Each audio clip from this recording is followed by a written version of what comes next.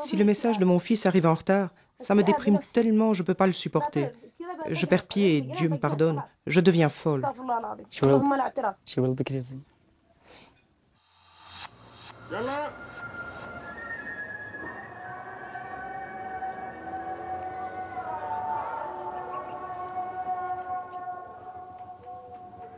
Dans le porte-document de ce volontaire du Croissant Rouge, des messages familiaux qui sont bien plus que des mots.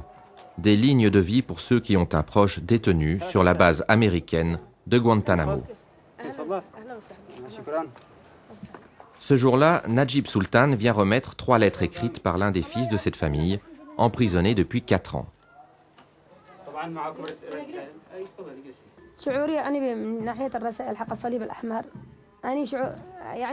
Quand je reçois une lettre de mon fils, s'il y a des bonnes nouvelles, je suis heureuse. Mais si les nouvelles sont mauvaises, je pleure.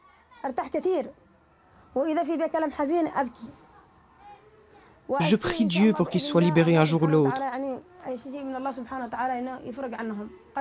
Mon fils me manque tellement.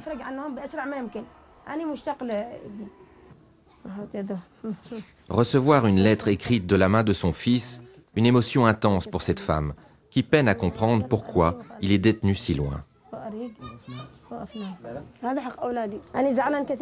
Je suis triste et fâchée qu'il soit là-bas.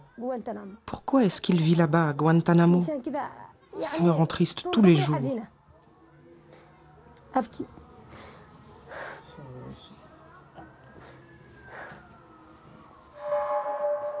Absence douloureuse également chez les Halila. Un message leur a appris qu'un proche, disparu depuis des mois, est emprisonné à Guantanamo. Pour la famille, le coup est dur. Notre vie est très difficile, surtout parce que les enfants sont encore petits. Leur papa leur manque. Ils posent beaucoup de questions. Nous vivons une tragédie. Il n'avait pas seulement ses enfants à charge, mais aussi ses frères.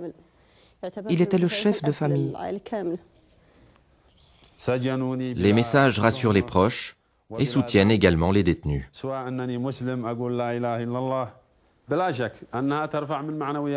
Sans aucun doute, les messages lui remontent le moral.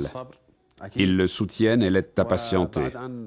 Même si ce qu'il écrit est parfois censuré, ça lui permet d'exprimer sa souffrance.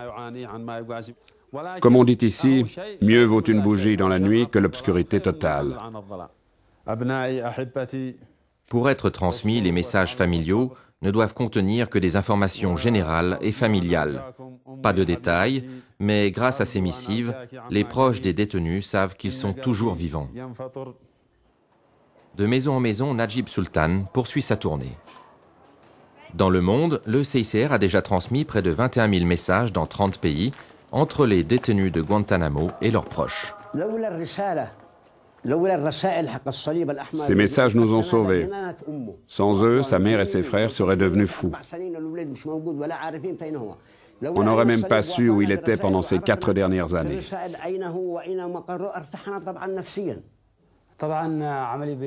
J'aime ce travail car, à mes yeux, c'est très important de trouver ce qui est arrivé aux personnes qui ont disparu. C'est à la fois un plaisir et une grande responsabilité. Ces messages sont une lueur d'espoir pour les familles. Reste que la situation n'est pas toujours facile à comprendre pour les proches. Dans les écoles, le CICR explique ainsi le travail de l'organisation. Ce jeune adolescent, dont le frère aîné est emprisonné à Guantanamo, écoute attentivement les cours. Car le processus de vérification du contenu ralentit souvent les messages. Il faut parfois plusieurs semaines avant qu'ils n'arrivent enfin. Quand les messages de mon fils n'arrivent pas, on se fait tous du souci. On a peur qu'il ait été tué. Nous avons une contrainte, c'est que les messages doivent passer par la censure.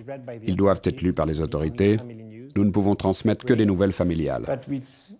C'est extrêmement important, même si ce ne sont que des petites nouvelles, tristes ou bonnes. C'est la seule façon de maintenir un lien avec les familles.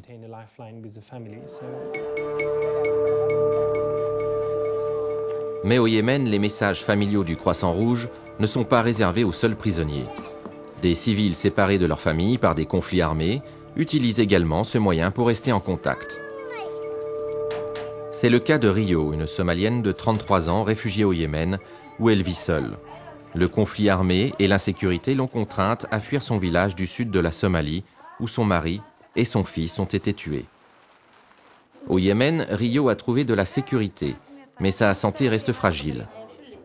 Depuis 5 ans, pour survivre, elle vend des petits objets en faisant du porte-à-porte. Son maigre revenu ne lui permet pas de payer les frais de communication pour rester en contact avec d'autres membres de sa famille, éparpillés dans plusieurs pays.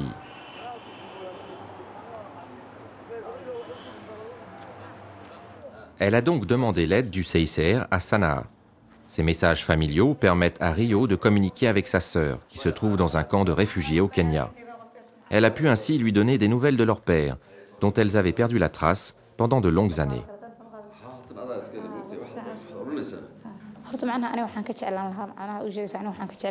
J'aimerais recevoir un coup de fil, qu'ils m'appellent et que je puisse les appeler. Mais je ne peux pas, car chaque minute, vous n'imaginez pas combien cela coûte. Moi, je n'ai pas les moyens pour téléphoner. Since the members of the family have scattered, every member is... La famille est éparpillée et ses membres se trouvent dans différents coins du monde. Il faut donc qu'ils puissent communiquer pour connaître la situation des uns et des autres et pouvoir s'aider.